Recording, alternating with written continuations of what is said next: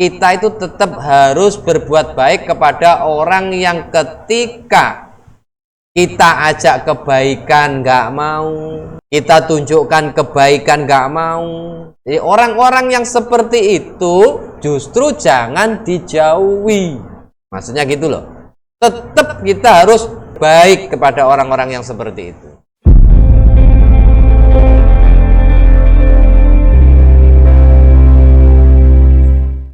Assalamualaikum warahmatullahi wabarakatuh. Bismillahirrahmanirrahim.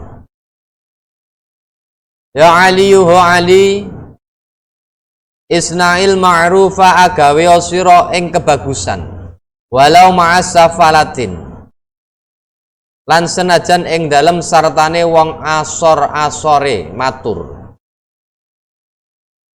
Walau ma'as safalatin, lan senajan ing dalem sartane wong asor-asor. Qala matur sapa Aliyu, sahabat Ali. Wa mas-safalatu, lan iku punapa utawi maknane safalah orang asor itu tadi. Ya Rasulullah, Rasulullah. Qala dawuh sapa Rasulullah, allazi idza wuzi'a, idza wu'iza, yaiku wong kang tetkalane den pituturi, ya lazi lam yatta'iz, mongko ora nrimo pituture lazi. Wa iza zujira, lan tetkalane den cegah ya lazi lam yazjir, mongko ora mendo sapa lazi.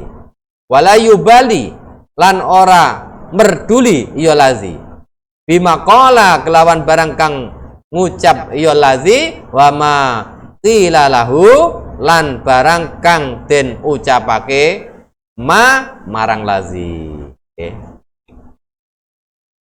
Jadi pesannya Rasulullah kepada kita semua melalui Sayyidina Ali, ya Ali, isna'il ma'ruf walau ma'as safalah. Berbuat baiklah kamu kepada orang yang rendah. Maksudnya ya, makanya sahabat Ali bertanya, maksudnya orang yang rendah itu seperti apa toh ya Rasul? Maka Rasulullah menjawab, orang yang rendah itu dalam artian kita itu tetap harus berbuat baik kepada orang yang ketika kita ajak kebaikan nggak mau, kita tunjukkan kebaikan nggak mau. Jadi orang-orang yang seperti itu justru jangan dijauhi. Maksudnya gitu loh. Tetap kita harus berulang, tetap kita ajak. Kita tetap berbaik kepada orang-orang yang seperti itu. Itu pesannya Rasulullah. Tujuannya apa? Kalau orang-orang yang kita kasih pemahaman, orang-orang yang ketika kita ajak kebaikan itu nggak mau, akhirnya kita itu wis karep-karepmu dhewe kono wis. Itu sasa. Kalau kita sampai seperti itu, ya terus orang-orang yang kayak gitu itu siapa yang mau ngurusin? Kan gitu tuh. Makanya Ustadz, kiai itu ya emang kudu super sabar, super ikhlas. Makanya saya itu sering menyampaikan dalam artian awake dhewe iku ketika berjuang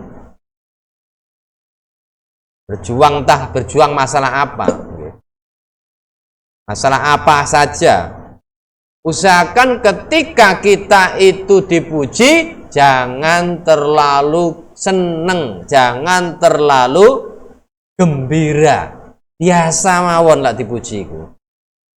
Ketika dipuji apa sampean hebat, tak joke sampean dadi ketua wis ngene. Aja seneng dikek nggih. Aja seneng dikek.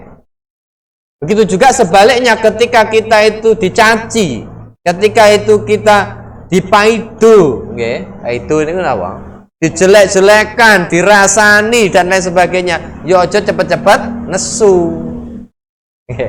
Nah itu memang ujiannya seorang pemimpin itu ya seperti itu. Ujiannya orang yang berbuat kebaikan itu ya seperti itu. Orang kalau mau naik pangkat ya pasti akan diuji oleh Allah. Makanya pesannya Rasulullah ini tadi, wahai umatku, berbuat baiklah kepada orang-orang yang modelnya kayak gitu itu tadi. Wong dijak kebaikan angel, wong diomongi angel, tetep awake dhewe kudu harus ma'ruf. Syukur-syukur wong-wong sing model kayak ngene iku sering-sering dikasih sesuatu. Senengane rokok ya dikai rokok, senengane kopi ya dikai kopi, dicedheki mawon, suwe-suwe luluh biasane. Awake dhewe umpamane contoh nggih nyuwun sewu. Ketika ada orang yang mabuk umpamane, ujug-ujug awake dhewe teko nyuk-nyuk, haram iki mesti kelahi sampean, pentunge wong akeh kan. Setidaknya kita itu ya napa nggih, nimbrung lah. Nggih. Umpamane nek wong mabuk kok angel diomongi gawane ae umpamane gorengan kan malah ngono to. Nggih. Gawane gorengan, dikai rokok, nggih. Suwe-suwe wong ngono kuwi lak dideketin akhirnya kenal dengan kita. Suwe-suwe isin biasanya ngoten. Tapi lah awake itu ujug-ujug langsung larang-larang mesti kayak malah dimusuhi biasanya kan. Semuanya itu perlu pendekatan. Tapi engko lak wis awake dhewe wis apik karo wong ngono-ngono kuwi, biasanya awake dhewe ku lak ngomong dirungokno. Ngoten lho. Lah awake dhewe ujug-ujug langsung wis ora pernah modali malah ujug-ujug teko-teko ngelarang ya mesti nesu. Makanya kita deketin dengan cara kita bagi apakah. Baru ketika orang itu sudah perhatian dengan kita baru kita ngomong titik. Insya Allah malah cepat sadar. Bismillahirrahmanirrahim. Ya Ali wa Ali, shadaqatus sirri utawi sedekah kang samar, tudfi'u iku mateni apa sedekah ghadabar rabbi ing bendune pangeran, wa yajlibu lan narik apa sedekah siri al barakata ing barokah, wa rizqa lan rizki al-katsira kang akeh, wa bakir lan meruputa sira bis sedaqati kelawan sedekah, fa innal balaa mongko setuhune bala yang zilu iku temurun apa bala qoblal bukuri ing dalem sadurunge isu-isuan, faturaddu mongko nolak ya sedekah al qadha ing qadha fil hawai ing dalem awang-awang. Oke. Iki. Rasulullah berpesan kepada kita sedekatus sirri. Maksudnya kita itu disuruh untuk sedekah sir. Maksudnya sedekah sir itu contohnya kayak apa? Sedekah sir itu sedekah yang kira-kira nggak ada orang yang tahu selain kita. Contoh, okay. Mamanya kita mau nyumbang langgar, nyumbang masjid itu kalau bisa, yang namanya sir itu nggak ada yang tahu berarti jangan lewat panitia. Ujuk-ujuk semen teko, ujuk-ujuk pasir teko. Nah itu sedekah yang hebat itu diantaranya seperti itu. Jadi ketika kita itu kepengen ngasih seseorang itu kalau bisa orangnya nggak tahu, ujuk-ujuk neng arep omah aku enek panganan. Nah itu namanya sedekah siri. Ujuk-ujuk neng kantonge koncone roh lah konco wong iku mengganti ujuk-ujuk neng kantonge iku pas wonge nyapon gak roh ujuk dilebokne. Nah itu sedekah siri. Karena dengan sedekah siri ini tudfi'u ghadabar rabbi. Okay. Sedekah siri itu bisa meredam murkanya Allah. Okay. Jadi seandainya kita itu umpamanya Allah murka itu bisa kalanya akhirnya Allah itu menurunkan bala, musibah dan lain sebagainya. Itu bisa direda dengan sedekah siri. Sedekah yang namanya sedekah itu juga perlu ditarik panjang dalam artian nggak mesti uang. Okay. Makanya sering saya sampaikan kaya jenengan niku umpamane resik-resik kamar mandi atau WC, kalau bisa jangan sampai ada orang yang tahu, tapi jujuk WC ku resik terus. Nah, itu termasuk sedekah siri, tapi dengan tenaga kita. Yo ada kalanya, nggih, ya makanya kan yo ada kalanya emang sedekah itu perlu ditunjuk-tunjukkan. Tujuannya apa? Barangkali dengan adanya sedekah kita itu kita tunjukkan itu bisa memanas-manasin orang yang seharusnya itu nggak mau sedekah, jadinya mau sedekah. Nggak apa-apa. Pamer pun juga nggak apa-apa, tapi niat kita harus lain. Aku tak tunjukkan kasaran mong aku iku wong rapate duwe, tapi aku sedekah umpamane 500.000. Lah wong kae wong sugih kok sedekah cuma 100.000, ben isin maksudnya ngoten lho. Nggak apa-apa. Sedekah manas-manas, tinggi panas-panasan nggak apa-apa. Jadi intinya ketika seandainya kita itu sedekah supaya wong liya iku kepanasan, akhirnya gelem sedekah, seandainya yang kita pamerkan sedekah kita umpamanya 500.000, seandainya nggak diterima karo Gusti Allah, tapi yang mengikutin kita gara-gara kita panas-panas ini 10 juta, ya kita akan mendapatkan pahala 10 juta itu malah. Karena kita mengajak kebaikan. Jadi pamer itu kadang-kadang ya ora apa-apa iku mang, tapi mancing untuk kebaikan. Oke. Tapi lah niatnya awake dhewe cuman pamer, gak ada niatan untuk seperti itu, ya entek, kan ngoten kan. niatnya cuman pamer tok, gak ada niatan supaya orang lain itu bisa termotivasi dengan sedekah kita, ya entek berarti kan ngoten. Jadi orang yang mengajak kebaikan itu akan mendapatkan kebaikan yang sama berapa banyak orang yang mengikuti tanpa mengurangi pahala orang yang ikut itu tadi. Betul loh. Makanya kita itu biasakan ketika ada kebaikan itu aja. Terus kebaikan apa aja?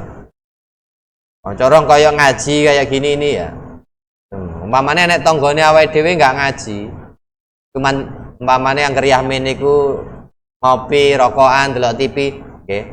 Ngerti lah wong iki nganggur, kita ajak ngaji. Seandainya orang itu mau berangkat ngaji, maka kita akan mendapatkan pahala yang sama seperti orang yang kita ajak itu. Di antara keutamaan orang ngaji apa? Padha karo sholat sunnah 100 rakaat. Lebih baik daripada sholat sunnah 100 rakaat. Maka kita akan mendapatkan pahala itu. Toh seandainya yang kita ajak ngaji itu akhirnya itu lebih rajin daripada yang ngajak, kasarannya omong, ya kita tetap ngalir terus pahala itu. Makanya ada kebaikan itu kalau bisa ajak orang lain. Kalau ada kejelekan, ojo melok-melok ngumumno. Contohnya umpamanya di sana itu ada kuda lumping, ada apa niku? Campur sari umpamanya. Campur sari itu kan identik umpamanya ya, membuka aurat. Kan dosa itu hukumnya. Maka ketika kita ikut-ikut mengumumkan, meworo-woro suatu kemaksiatan, kita akan mendapatkan maksiat yang sama seperti orang yang kita ajak.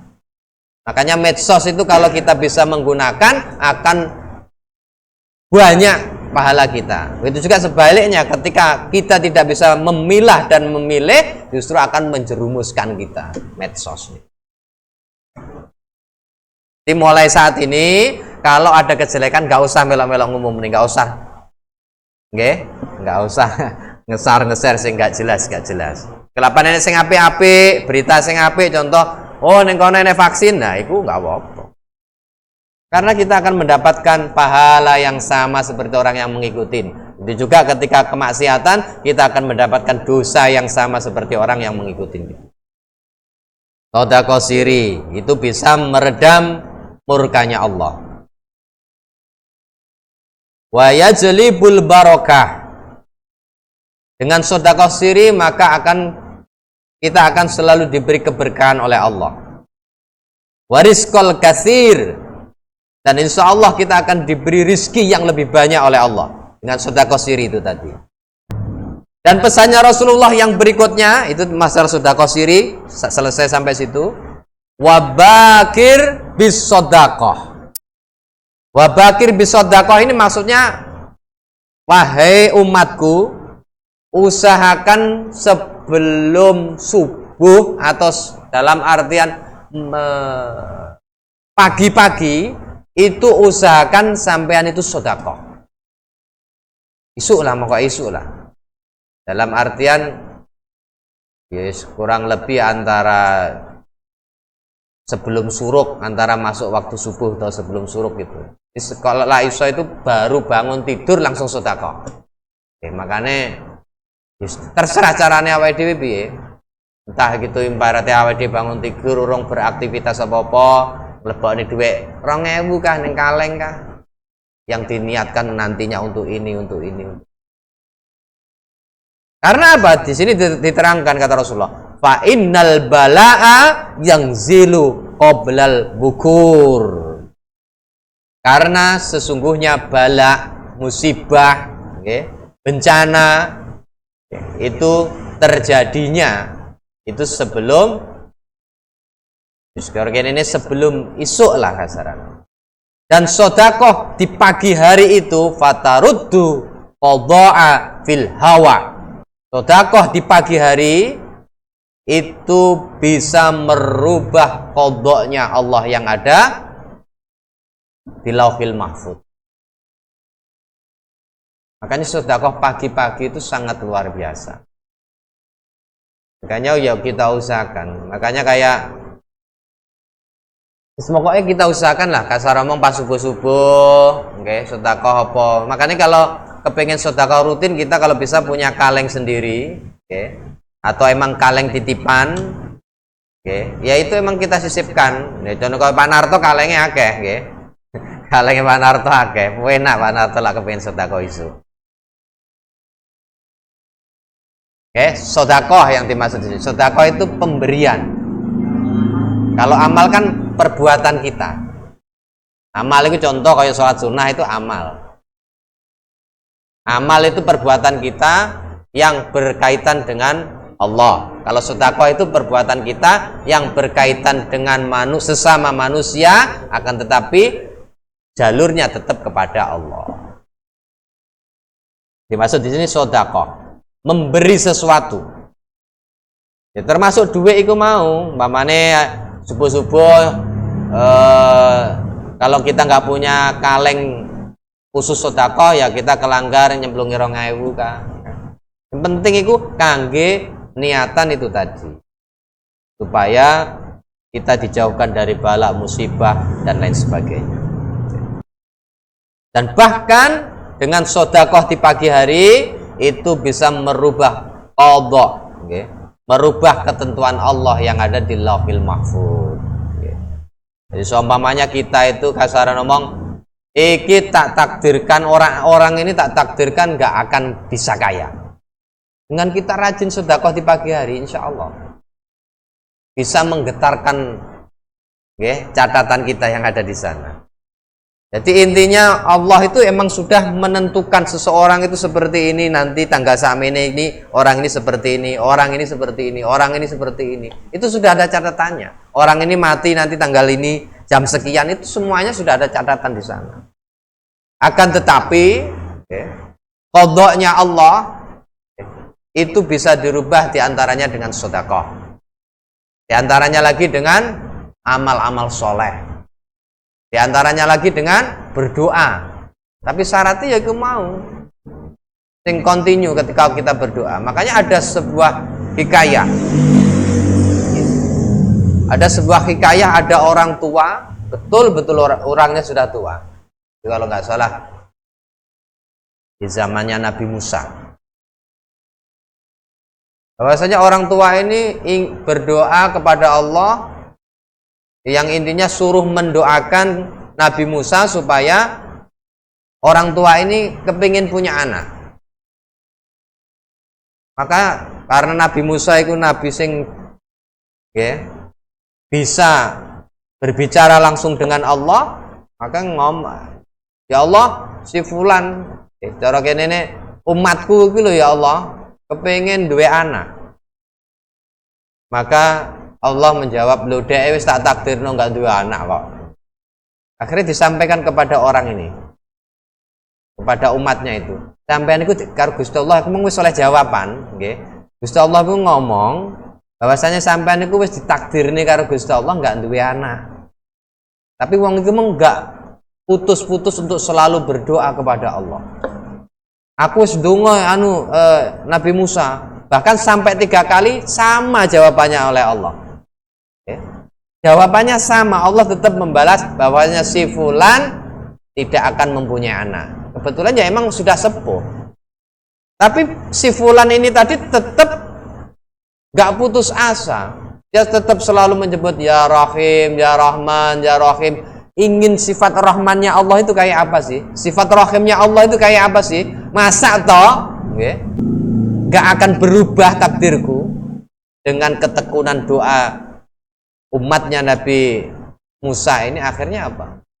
Akhirnya tetap karo Gusti Allah. Allah kan Maha Rahman, Maha Rahim, welas asih. Maka dengan selalu berdoa dengan serius, berdoa dengan tanpa putus asa, akhirnya walaupun dia sudah berusia uzur tetap mendapatkan anak. Bahkan Nabi Musa akhirnya gumun. Nah, setelah punya anak, dia datang nyangkut Nabi Musa, "Loh, iku anake sapa?" "Yo anakku." "Yo anakku." "Loh, sampean kan ditakdirne karo Gusti Allah kan duwe anak." Ya emang itu takdirnya Gusti Allah, tapi angger bengi kan tak suwagroi kan gitu. Dengan doa itu tadi. Tak suwagroi karo doa itu tadi. Aku selalu tetap nggak putus asa dengan Allah itu yang maha segala-galanya. Itu juga ya itu tadi, makanya qadha itu bisa dirubah dengan diantaranya sedekah, diantaranya amal-amal soleh, diantaranya lagi berdoa. Bismillahirrahmanirrahim. Ya Ali, idza tasaddaqta fatasaddaq, wallahu a'lam bissawab. Al-Fatihah. Ayo santri, ayo santri, ayo santri, ayo ngaji dan patuh pada kiai.